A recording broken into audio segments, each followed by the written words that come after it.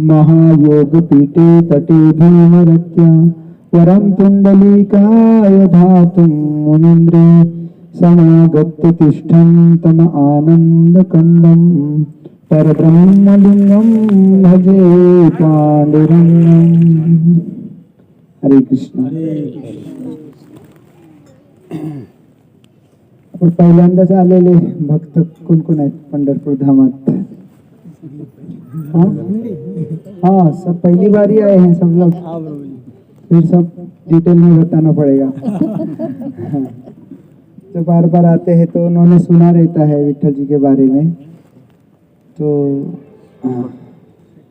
पहले तो भगवान के पंढरपुर धाम, भगवान यहाँ आए कैसे, वहीं से शुरुआत हो जाती है ना। तो पंढरपुर धाम पहले से भी भगवान के आने से पहले भी ये धाम था, जहाँ भगवान द्वारका से जो यहाँ आए पंढरपुर में, ये पवित्र ठिकान था। यहाँ भगवान के भक्त थे पुंडलिक, और वो भजन करते थे यहाँ रह करके, इसलिए भी भगवान यहाँ आए। और भगवान आने से पहले रुक्मिणी मैया यहाँ आई है। सब लोग बोलते भगवान द्वारका से पंढरपुर आए, और सबसे पहले रुक्मिणी मैया द्वारका से पंढरपुर आई है। और फिर रुक्मिणी मैया को ढूंढने के बहाने और पुंडलिक को दर्शन देने के बहाने, दो कारण। भगवान कुछ करते तो थोड़ा टू इन वन होता है, 3 in 1 होता है, बहुत सारे उद्देश्य होते भगवान के। तो पुंडलिक को भी भगवान दर्शन देना चाहते थे, रुक्मिणी को भी ढूंढने के लिए आना चाहते थे, और अपने भक्तों से भी मिलना चाहते थे और भी। तो इस प्रकार से भगवान ने पंढरपुर धाम का एक निर्माण या भगवान ने सृजित किया।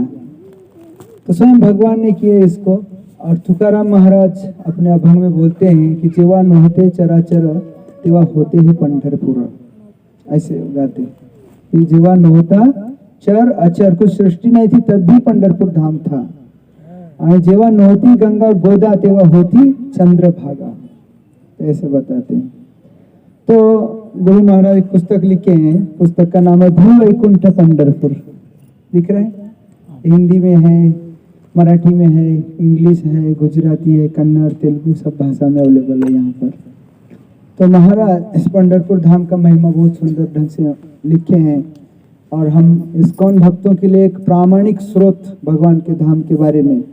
बहुत सारी पुस्तकें होती है पर उसमें कोई शास्त्रों का कोटेशन नहीं होता है, प्रमाण नहीं होता है, वो कहाँ से कथा ली गई क्या। तो महाराज सब स्कंद पुराण, पद्म पुराण और अलग अलग शास्त्रों से, तुकाराम महाराज के गाथाओं से, ज्ञानेश्वर महाराज के गाथाओं से, जनाबाई के चरित्र से, सब प्रमाण पंढरपुर धाम के बारे में इस पुस्तक में दिए गए हैं।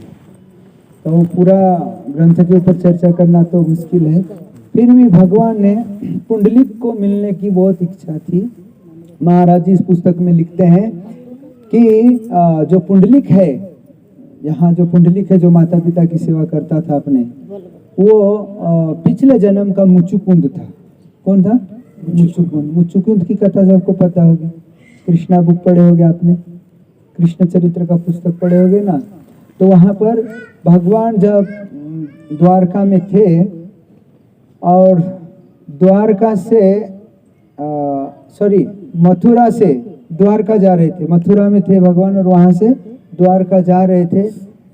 तो उसी समय काल यवन और जरासंध दोनों ने एक साथ आक्रमण किया था द्वारका में, द्वारका बार बार आ रहा है, मथुरा में। और भगवान दोनों के साथ एक साथ कैसे युद्ध करना करके वहां से भाग गए। तो भगवान का नाम हो गया रण छोड़ राय, भगवान का एक नाम हो गया, क्या नाम हो गया? रण छोड़ रहे कर भाग गए भगवान। और जरासंध और काल यवन उनका पीछा कर रहे थे, और भगवान कुछ आइडिया लगा के उनको मारना चाहते थे। उसमें भी भगवान की 3 in 1 मिला थी, एक तो काल यवन को मारना और मुचुकुंद को तेजी सो रहा था उसको उठाना, समझ गया ना। तो मुचुकुंद बहुत बड़े राजा थे और देवताओं के लिए युद्ध करते थे। और जब युद्ध समाप्त हो गया तब देवताओं से उन्होंने वरदान मांगा। देवताओं ने खुश होकर कहा कि हाँ कुछ वरदान मांगो। तो उन्होंने वरदान में मांगा कि मुझे मुक्ति चाहिए, मैं परेशान हो गया अभी इस युद्ध और सब कार्यों से, राजपाट से, तो मुझे मुक्ति चाहिए। तो देवता बोले कि हम तो मुक्ति नहीं दे सकते, मुक्ति देने का डिपार्टमेंट हमारे पास नहीं है। मुक्तिदाता सर्वेशम विष्णु रेवण संशय। भगवान विष्णु ही मुक्ति दे सकते हैं और कोई मुक्ति नहीं दे सकते। बाकी के वरदान कुछ भी दे सकते हैं देवी देवता। तो मुचुकुंद को लगा अरे मैं इन लोगों के लिए इतना युद्ध किया, सब इनके लिए सेवा किया, पर ये मुझे जो मांगा वो दे नहीं सकते। तो अभी बोले ठीक है, कम से कम मुझे अच्छी तरह सोने का वरदान दे दो बोले क्योंकि अच्छी तरह नींद आ जाना भी वो मुक्ति से कम नहीं है ना। संसार में लोगों को नींद नहीं आती ठीक से, तो उसके लिए क्या क्या करते हैं वो लोग।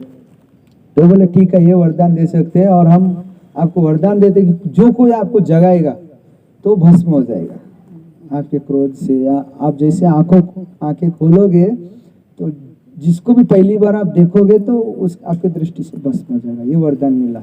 और वही कालियवन द्वारका के रास्ते में एक पर्वत के ऊपर गुफा में सोए थे, और जब जरासंध और कालियवन पीछा कर रहे थे तो भगवान उस गुफा में घुस गए अंदर, पीछे से कालियवन भी घुस गया, और भगवान श्री कृष्ण ने तुरंत अपनी पीतांबर चादर उस मुचुकुंद के ऊपर उड़ा दी और पीछे जाके छुप गए भगवान।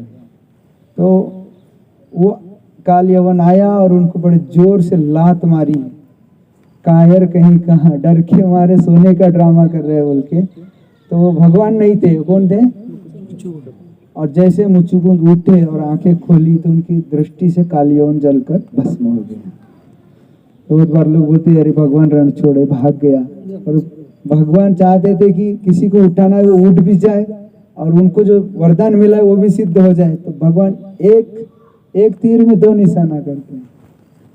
तो वो उठ गए, उसके बाद भगवान सामने आ गए, और जब भगवान सामने आए मुचुकुंद के, तब मुचुकुंद भगवान के सौंदर्य को देखकर, उनके पीतांबर श्याम वर्ण घुंघराले केस और सुंदर हाथ में बांसुरी और जो भी भगवान का सुंदर सौंदर्य देख के वो मोहित हो गए। और वो ऐसे आता दृष्टि पूरे ऐसे चितुरा है, अब मेरे दृष्टि के सामने आप ऐसे ही ये जो आपका सुंदर रूप है मुझे दर्शन दे दो बोले। वहां भी भगवान कमर पर हाथ खड़े करके मजा खुश हो गए ना भगवान, तो दर्शन दिए थे उनको। तो उन्होंने ऐसे प्रार्थना की कि ऐसे ही मुझे दर्शन कंटिन्यू सतत ये दर्शन में सुंदर रूप आपका देखते रहना चाहता हूँ। लेकिन भगवान श्री कृष्ण बोले अभी मैं बिजी हूँ बहुत, और मेरे को दूसरे काम करने हैं और द्वारका जाना है ना।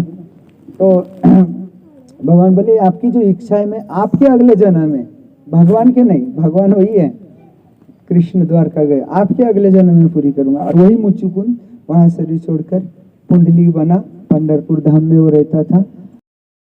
ऐसे ही पुंडलिक नास्तिक था, भगवान को नहीं मानता था, पर उनके माता पिता बहुत बड़े भक्त थे।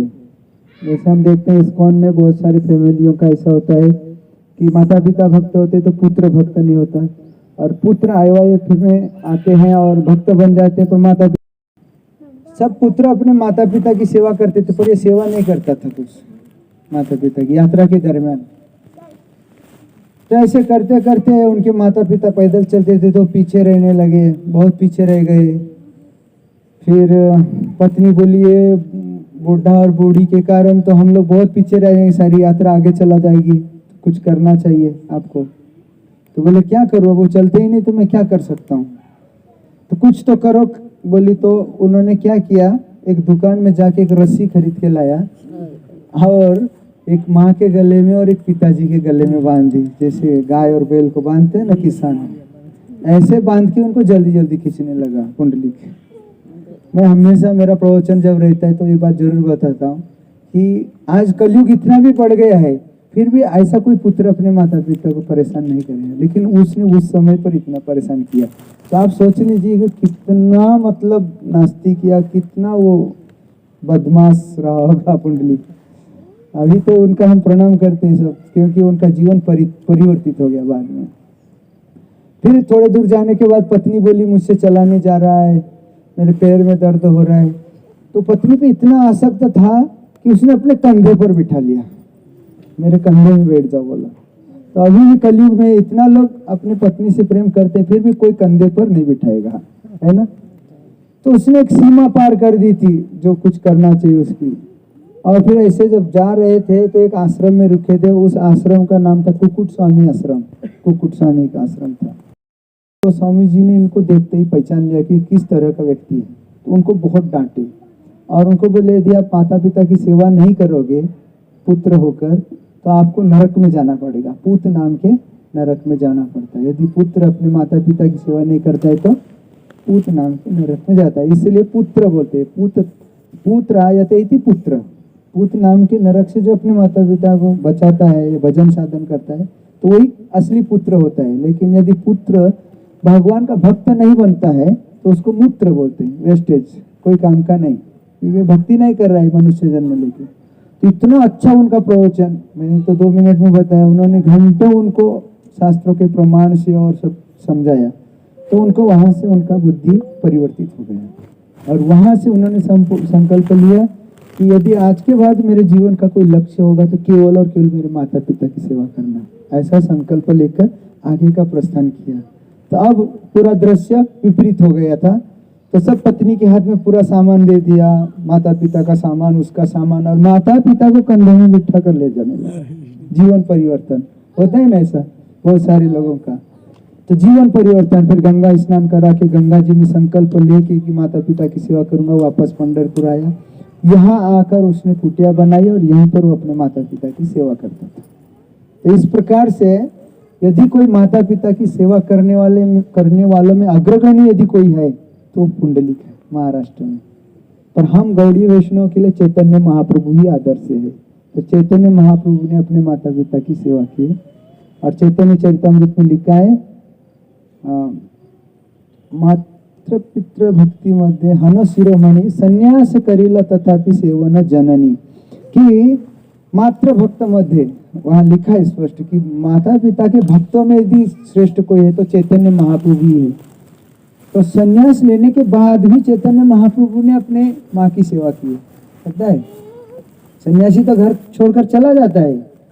बहुत बार महाराष्ट्र में उदाहरण देते हैं, जब कोई ब्रह्मचारी बन जाता है, अरे देखो पुंडलिक ने अपने माता पिता की सेवा किया तो भगवान उनको दर्शन देने के लिए आ गए, और तुम माता पिता का त्याग करके भगवान को प्राप्त करने के लिए जाते हो, इस्कॉन मंदिर में फुल टाइम हो जाते हो, तुमको कहाँ से भगवान मिलेगा, ऐसे वो बोलते रहते हैं इधर महाराष्ट्र में। पर चैतन्य महाप्रभु ने संन्यास लेने के बाद ही माता पिता की सेवा की, इसलिए उनको बोले मात्र भक्त मध्य अण शिरोमणि संन्यास करीला तथापि सेवन जननी। अपने माँ की सेवा किए, माँ के आदेश के अनुसार वो जगन्नाथपुरी में रहे। तो वो कथा नहीं बताऊंगा मैं। तो इस प्रकार से पुंडलिक अपने माता पिता की सेवा करता था। कैसे सेवा करता था तो आप समझ लीजिए, जैसे कोई भगवान की सेवा कर रहे हो तो पहले माता पिता को नहलाना, फिर नहाना, उनको खिलाना, फिर खाना, उनको सुलाना, फिर सोना, उनसे पहले उठना, फिर उनके लिए नहाने के लिए गर्म पानी करना वगैरह वगैरह, ऐसे इस प्रकार से सेवा करते हैं। तो बहुत सुंदर ढंग से सेवा करते थे और इनको मिलने की इच्छा भगवान को थी पहले से ही और आना चाहते थे। लेकिन पुंडलिक तो कभी भगवान की भक्ति किया नहीं, अपने माता पिता की भक्ति करता था। तो शास्त्रों में लिखा है कि यदि हम खुद भक्ति करें या न करें, पर यदि हम कोई वैष्णव की सेवा करते या हमारे माता पिता यदि वैष्णव है, भगवान के भक्त है, और ऐसे माता पिता की हम सेवा करते तो माता पिता की सेवा करने का प्लस वैष्णव की सेवा करने का दोनों फल उनको एक साथ मिलता। और ऐसे व्यक्ति पे भगवान बहुत जल्दी प्रसन्न हो जाते, यदि उनकी वो आराधना करे ना करे, या नाम ले या ना ले, तो भगवान उन पर प्रसन्न थे, उनको मिलना भी चाहते थे। पर कोई तो कारण चाहिए, तो भगवान ही कारण बनाते हैं आने के लिए, है ना। तो वो कारण बनते हैं रुक्मिणी मैया का रूठना, और रुक्मिणी मैया रूठ कर आती है पंढरपुर में।